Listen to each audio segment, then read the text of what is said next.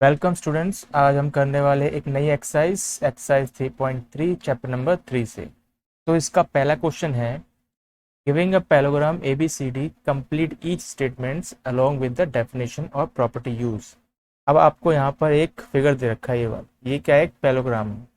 इस पैराग्राम को आपको यहाँ बताना है कि इस पैराग्राम की जो साइड ए डी है, पहले वाला हम देखें तो जो साइड ए डी है वो किस साइड के बराबर है। तो जैसे आपको प्रॉपर्टी या हम कहें प्रॉपर्टी मालूम है पैराग्राम की कि एडी ये वाली साइड है आपकी। तो ये जो साइड है वो पैराग्राम की जो ऑपोजिट साइड्स क्या होती हैं, एक दूसरे के बराबर होती हैं। तो एडी की जो ऑपोजिट है वो कौन साइड है, बीसी साइड है। तो आप क्या क्या लिखेंगे कि एडी बीसी के बराबर है। तो आप आंसर यहाँ लिखोगे सॉल्यूशन में, first AD is equal to BC. अब आपको रीजन देना है ये क्यों है। तो जैसे कि मैंने अभी बताया आपको कि पैराग्राम में ऑपोजिट साइड्स क्या होती हैं, बराबर होती है। रीजन देना आपको, opposite sides in parallelogram are equal. ठीक है, तो ये इसका फर्स्ट वाले का रीजन है। दूसरा है कि जो एंगल डीसीबी है, अब एंगल डीसीबी कहाँ है आपका, ये वाला एंगल, एंगल डीसीबी। तो ये जो एंगल है डीसीबी वो किस एंगल के बराबर है। एक और प्रॉपर्टी यूज होगी इसके अंदर, वो कौन सी है कि opposite angles are equal in parallelogram. तो जो डीसीबी है वो एंगल किसके बराबर होगा, एंगल डीएबी के, ये वाले एंगल के बराबर होगा एंगल डीसीबी। तो आप यहाँ लिखेंगे एंगल डीसीबी है वो बराबर है एंगल डी ए बी के। तो रीजन दोगे आप कि ऑपोजिट एंगल्स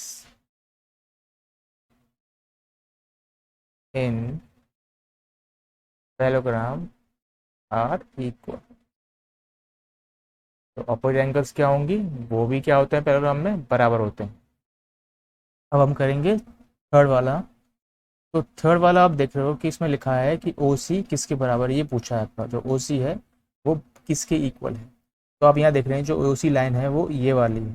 ठीक है, ये जो लाइन है ओ सी वो बराबर किसके होगी, ओ ए के। क्यों बराबर होगी, क्योंकि जो पैरेललोग्राम है उसकी प्रॉपर्टी कहती है कि जो डायगोनल्स हैं जो पैरेललोग्राम के वो एक दूसरे को बाइसेक्ट करते हैं। बाइसेक्ट का मतलब होता है टू इक्वल हाफ में डिवाइड करते हैं। तो जो ए सी है वो डी बी को बाइसेक्ट करेगा और जो डी बी है वो ए सी को बाइसेक्ट करेगा। तो इसका मतलब यहाँ यही हुआ कि जो ओ सी है वो बराबर हो जाएगी इसके, ओ ए के, और जो ओ डी है वो बराबर हो किसके हो जाएगी, ओ बी के। ठीक है, तो यानी हम लिखेंगे जो ओ सी बराबर किसके हुई, ओ ए के। तो आप रीजन यहाँ दोगे,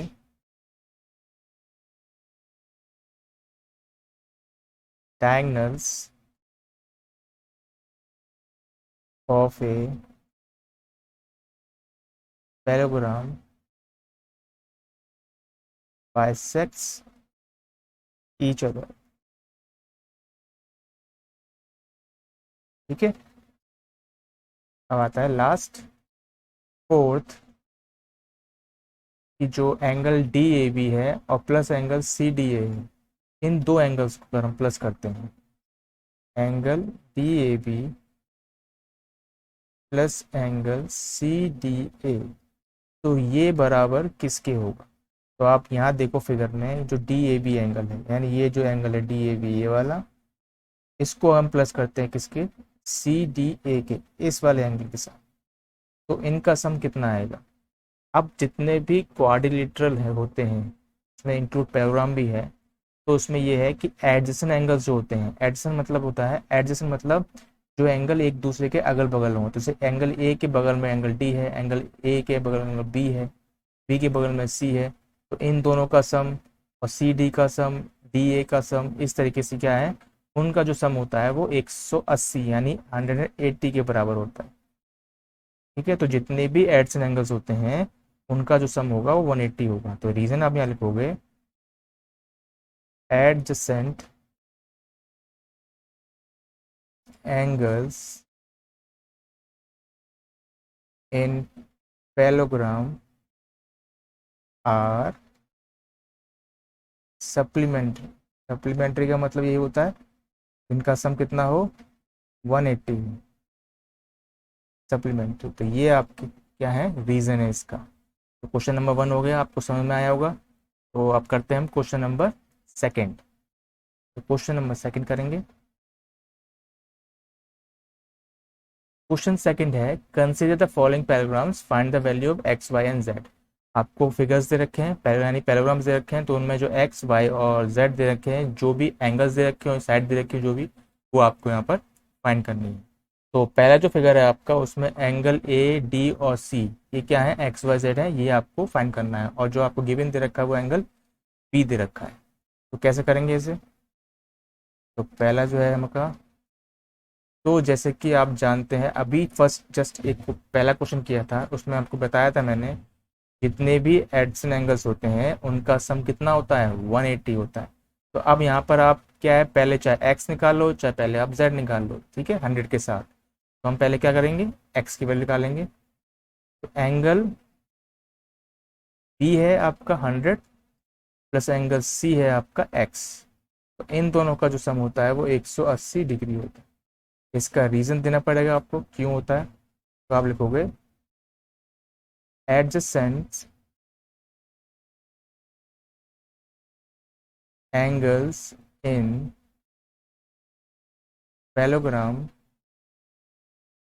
आर सप्लीमेंट्री। ठीक है, ये आपका रीज़न हो गया। अब एंगल बी कितना है, एंगल बी आपको दे रखा है 100, तो एंगल बी की जगह लिखोगे 100 प्लस एंगल सी कितना है एक्स, 180 लिखोगे आप इक्वल टू में एक्स आपको फाइंड करना है। एक्स को फाइंड करने के लिए क्या करेंगे, 180 में से 100 को माइनस कर दो। एक्स की वैल्यू आ गई कितनी है आपके पास 80 डिग्री, 80 आ गया एक्स। अब आपको निकालना है वाई। अब वाई निकालना है तो आपको जैसे मालूम ही है कि पैरेललोग्राम के ऑपोजिट एंगल का जो होते हैं, यानी पैरेललोग्राम के जो अपोजिट एंगल्स होते हैं वो एक दूसरे के बराबर होते हैं। तो हम यहाँ ये ले सकते हैं कि जो y बराबर क्या होगा 100 बराबर 100 होगा। हम ये लिखेंगे कि जो एंगल y है वो बराबर होगा एंगल b के, जो कि कितना है 100 डिग्री का। रीज़न देंगे हम यहाँ पर, रीज़न क्या देंगे, opposite angles in parallelogram are equal. ये रीज़न हो गया। अपोजिट एंगल्स क्या होता है पैरेललोग्राम के बराबर होते हैं, तो y कितना हो जाएगा आपके पास 100 डिग्री का y आ गया।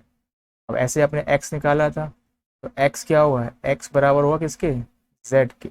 x बराबर z के है तो z की वैल्यू कितनी है आपकी, सॉरी x की वैल्यू कितनी आई थी 80, तो z भी कितना हो जाएगा 80 हो जाएगा। तो z is equal to 80 degree. तो आप रीजन क्या दोगे, सेम रीजन आप ये दोगे, ऑपोजिट एंगल्स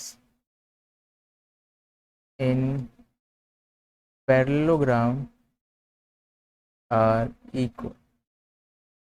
ठीक है, इस समझ में आया आपको, सारा निकला है आपके पास, x की वैल्यू निकला है, ये भी आपका एक आंसर है, y भी आपका निकला है 100 डिग्री, ये भी आपका एक आंसर है, और z भी निकला है। तो पहले फिगर्स में आपकी एक्स वाई जेड की वैल्यू ने फाइंड कर ली। ठीक है, अब चलते हैं सेकंड वाले क्वेश्चन के पर। तो सेकंड वाले क्वेश्चन में आप देखो तो 50 एंगल्स दे रखे हैं, तो एक दो इंटीरियर एंगल्स हैं जो कि एक्स वाई है, और एक बाहर एंगल दे रखा है जेड, वो आपको फाइंड करना है। तो इसमें सबसे पहले हम क्या करेंगे, एडसेंट एंगल से चाहे आप एक्स निकाल लो चाहे वाई निकाल लो, तो सबसे पहले हम क्या करेंगे एक्स निकालेंगे, सेम लिखेंगे वही चीज लिखेंगे, एक्स प्लस 50 बराबर है 180 के। अब यहाँ आपको रीज़न देना है कि क्यों बराबर है, तो आप रीज़न दोगे adjacent angle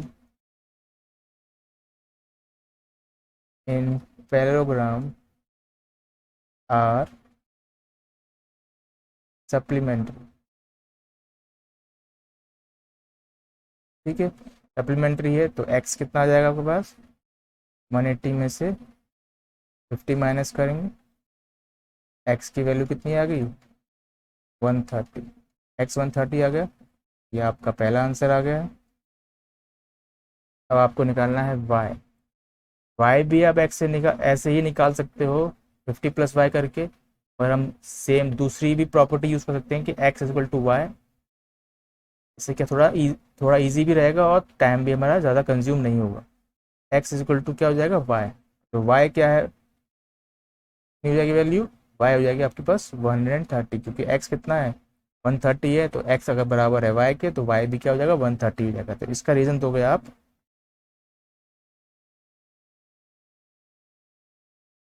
opposite angles in parallelogram are equal. ठीक है, x निकला है, y निकला है, x भी निकला है और y भी निकला है। अब आपको क्या निकालना है, z निकालना है।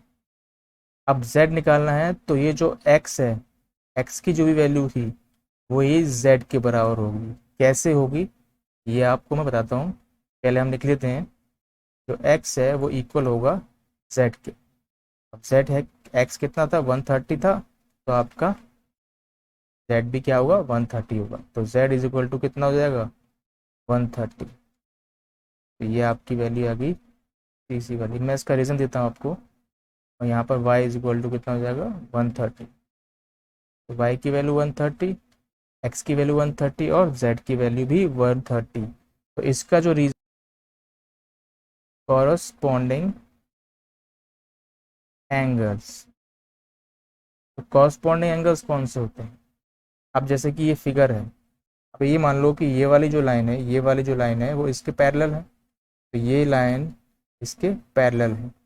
और ये जो लाइन है ये वाली, ठीक है समझ देख रहे हो, ये वाली लाइन ये क्या है, ट्रांसवर्सल है, ये इसको ऐसे काट रही है।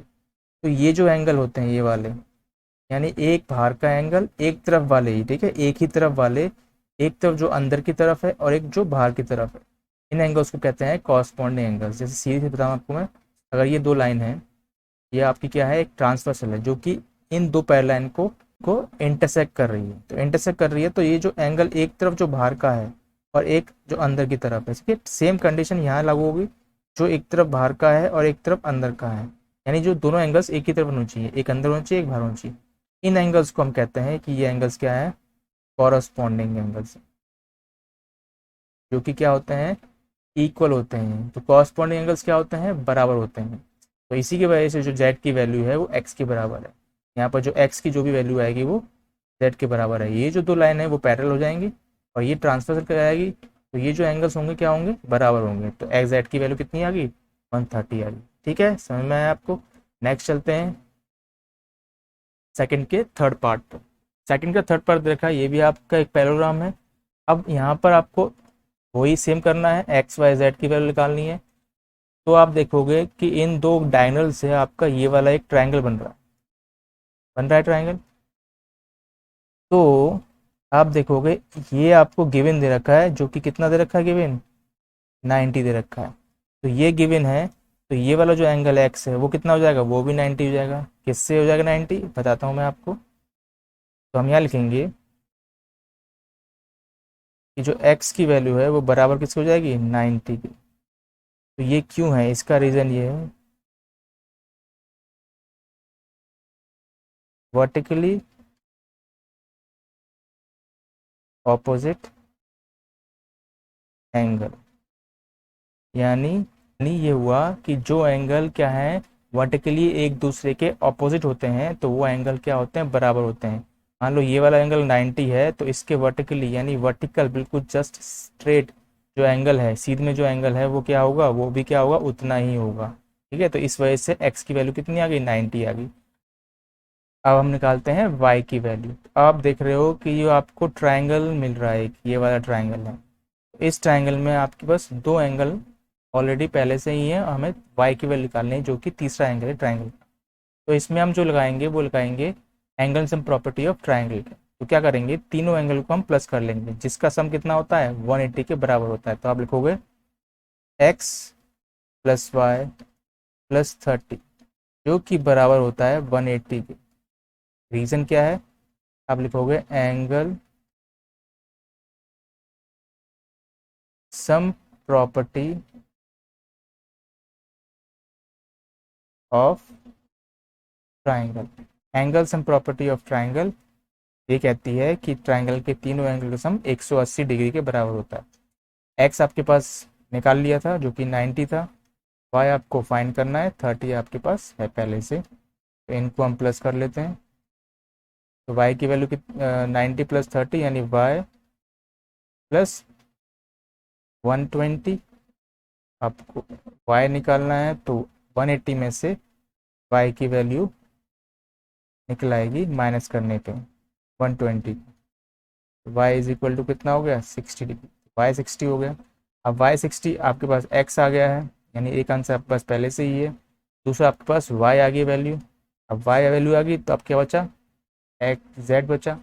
अब जेड कैसे निकलेगा, तो जेड क्या है, आप देखोगे कि ये जो जेड है वो जस्ट ऑल्टरनेट है वाई के, यानी एक ये वाला एंगल और एक ये वाला एंगल, ये क्या है, एक दूसरे के ऑल्टरनेट है। कैसे, ये जो लाइन है आपके पास ये वाली, ये और ये लाइन, ठीक है, ये पैरेलल है एक दूसरे के।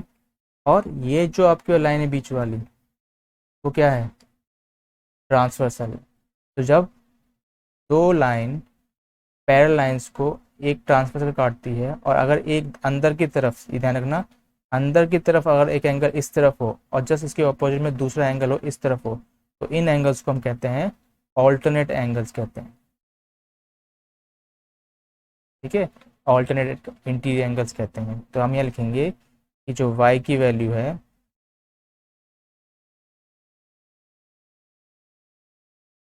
तो y की वैल्यू है वो z के बराबर होगी। ठीक है, तो z कितना हो जाएगा, z आपका हो जाएगा 60 डिग्री। तो इसका रीज़न है ये कहलाएंगे ऑल्टरनेट इंटीरियर एंगल्स। इस वजह से क्या है, z की वैल्यू कितनी होगी 60 हो गई है। ठीक है, तो तीनों वैल्यू निकलाई, x निकलाया, y निकलाया और z निकलाया।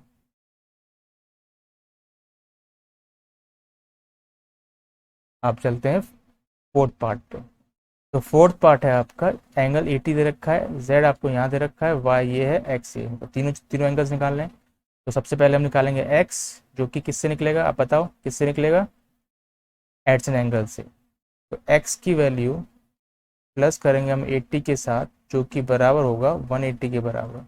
ये कौन से एंगल्स होंगे रीजन के हिसाब से,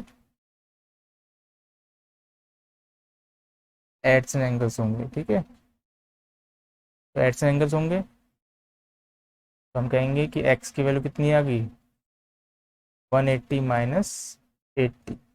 तो x की वैल्यू कितनी है आपके पास 100 आ गई। तो पहला आपका आ गया एंगल 100 डिग्री। अब आपको निकालना है y। तो y के साथ भी हम ऐसे करेंगे, या हम ये कर सकते हैं कि 80 बराबर होगा y, तो y बराबर होगा 80 के। क्यों होगा, रीज़न दोगे आप, रीज़न इसलिए है opposite angles in parallelogram are equal, क्या होते हैं, बराबर होते हैं। इसलिए y की वैल्यू कितनी होगी आपको 80 होगी। तो ये दूसरा आपका आंसर निकला है। अब हमें z निकालना है, तो z के भी आप किसी भी मेथड से निकाल सकते हो। एक मेथड ये है कि 80 बराबर z होगा, कॉरस्पॉन्डिंग एंगल से। ठीक है, y बराबर z होगा, ये कौन से एंगल्स हुए, ऑल्टरनेट इंटीरियर एंगल्स होंगे। ठीक है, इस तरीके से आप निकाल सकते हो। तो कोई भी मेथड आप यूज़ करोगे, मैं आपको लिखूंगा कि आप, मैं करूँगा कॉरस्पॉन्डिंग एंगल से। तो z की वैल्यू बराबर होगी 80 के। ये क्यों है, क्योंकि ये क्या है, कॉरस्पॉन्डिंग एंगल्स। लिखूंगा मैं कॉरस्पॉन्डिंग एंगल्स। ठीक है, तो z आपका निकला है, z भी निकला है आपके पास, तो आपको x और y और z आपके फाइंड हो गए। ठीक है, अब चलते हैं फिफ्थ पार्ट पे। अब हम फिफ्थ पार्ट करेंगे क्वेश्चन सेकंड का। तो सबसे पहला जो इजी हमें लग रहा है वो है y इज इक्वल टू 112। तो इसे हम पहले लिख लेते हैं कि y बराबर होगा 112 डिग्री के। क्यों होगा? क्योंकि क्या है ये opposite angles in parallelogram are equal, ये इसका रीज़न है। ठीक है, y आ गया आपके पास, y की वैल्यू आ गई 112। अब क्या निकालना है? जैसे कि आपको मालूम ही है कि 112 और 40 प्लस z, ये क्या कौन से एंगल्स होते हैं? ये एड्स एंगल्स होते हैं। यानी अगर 112 को मैं इस पूरे एंगल के साथ अगर मैं प्लस करता हूँ तो वो एडसन एंगल्स कहलाते हैं, जिनका जो सम होता है वो 180 होता है। तो आप क्या लिखेंगे? लिखेंगे 40, क्योंकि पूरे एंगल में 40 है और इस एंगल में z भी है, तो z लिखेंगे और प्लस 112 लिखेंगे। 112 प्लस 40 प्लस z, तो ये पूरा एंगल और ये एंगल, ठीक है। तो ये जो पूरा एंगल है वो किसके बराबर होता है? 180 डिग्री के बराबर, जो कि क्या है रीज़न इसका? ये है कॉरस्पॉन्डिंग एंगल्स। तो कॉरस्पॉन्डिंग एंगल्स हैं, तो 40 प्लस जेड प्लस 112 को 180 है। तो 40 प्लस 112 करेंगे और z निकालेंगे। कैसे निकालेंगे? तो z प्लस, z में हम 112 प्लस करेंगे 40 में, तो आपका आएगा 152।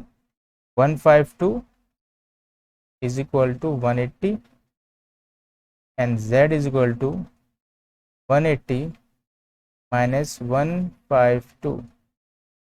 तो z इज इक्वल टू कितना आ गया आपके पास? 28 डिग्री। तो z की वैल्यू भी आपके पास आ गई वो 28 डिग्री। अब क्या बचा? अब बचा है सिर्फ x। अब आप देखोगे पिछले वाले क्वेश्चन में मैं बताया कि अगर ये एक पैरेलल लाइन है, ये दोनों एक दूसरे के पैरेलल हैं, और इसे हम क्या मानते हैं? एक ट्रांसवर्स लाइन मानते हैं। तो ये वाला जो एंगल है वो इसके क्या हो जाएगा? और बराबर हो जाएगा। क्यों होगा? क्योंकि ये क्या है? ऑल्टरनेट इंटीरियर एंगल्स हैं। तो आप यहाँ लिख सकते हो कि जो z है वो बराबर है किसके? बराबर है किसके? x के। x कितना है? 28 डिग्री। तो x कितना हो जाएगा? 28 डिग्री। रीजन दोगे आप कौन से एंगल्स हैं? ये ऑल्टरनेट इंटीरियर एंगल्स, ये इसका रीजन है कि x बराबर किसके हो गया? 28 डिग्री के। तो ये जो क्वेश्चन है सेकंड वाला, शायद आपको समझ में आया होगा। समझ में नहीं आया है तो मुझे इस क्वेश्चन के जो भी डाउट हैं वो कमेंट में करके बताएं, मैं आपको अगली एक्सरसाइज में शुरू करने से पहले सॉल्व करके बताऊंगा।